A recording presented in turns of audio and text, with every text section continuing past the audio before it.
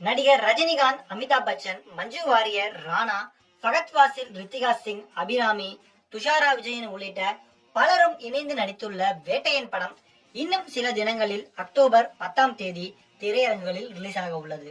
இந்த படத்திற்கான அதிகபட்சமான ப்ரமோஷன்களில் தற்போது லைகா நிறுவனம் ஈடுபட்டு வருகிறது. படத்தின் நடிகர், நடிகைகள் உள்ளிட்டவர்கள் அடுத்தடுத்த ப்ரமோஷன்களில் ஈடுபட்டு வரும் நிலையில் படத்தின் மீதான எதிர்பார்ப்பு ரசிகர்களிடையே நாளுக்கு நாள் அதிகரித்து வருகிறது. நடிகர் ரஜினிகாந்தும் தன்னுடைய பங்கிற்கு ஒவ்வொரு முறை விமானம் மூலம் கூலி படத்தினுடைய ஷூட்டிங்கிற்கு செல்லும் போது வேட்டையன் படம் குறித்த அடுத்தடுத்த தகவல்களை பகிர்ந்து வருகிறார். முன்னதாக இந்த படத்தின் இசை வெளியீட்டின் போது அவர் தன்னுடைய உற்சாகத்தை குட்டி கதை மூலம் தெரிவித்தது குறிப்பிடத்தக்கது. நடிகர் ரஜினிகாந்தின் வேட்டையன் படம் இன்னும் சில தினங்களில் திரையரங்களில் ரிலீஸ் ஆக உள்ள நிலையில் இந்த படத்தின் அடுத்தடுத்த ப்ரமோஷன்களை படக்குழுவினர் மிகச் சிறப்பாக மேற்கொண்டு வருகின்றனர்.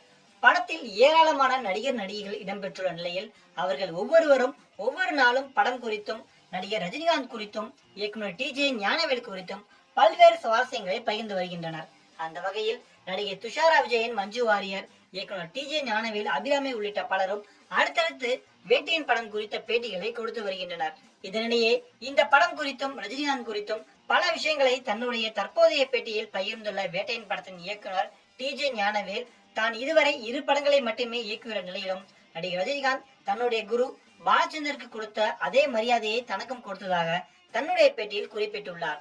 அவரது இந்த பண்புதான் இதுநாள் வரையில் அவரை சூப்பர் ஸ்டாராகவே வைத்துள்ளதாகவும் டி.ஜே. ஞானவேல் கூறியுள்ளார்.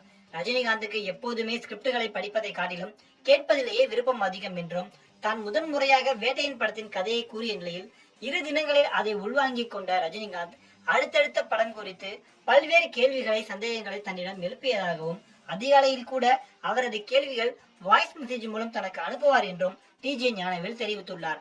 இந்த படத்திற்கான ஸ்கிரிப்டில் ஒவ்வொரு காட்சியையும் குறிப்பிட்டு அது குறித்த சந்தேகங்களை ரஜினிகாந்த் எழுப்புவார் என்றும் ஞானவேல் கூறியுள்ளார்.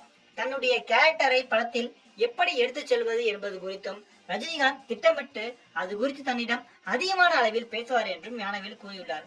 முன்னதாக இந்த படத்திற்காக தானோ அல்லது ரஜினிகாந்தோ எந்த விதமான சமரசம் செய்து கொள்ளவில்லை என்றும், ரஜினியின் இமேஜ் கெடாத வகையில் இந்த படத்தை தான் இயக்கியுள்ளதாகவும் டி.ஜே. ஞானவேல் தெரிவித்திருந்தார்.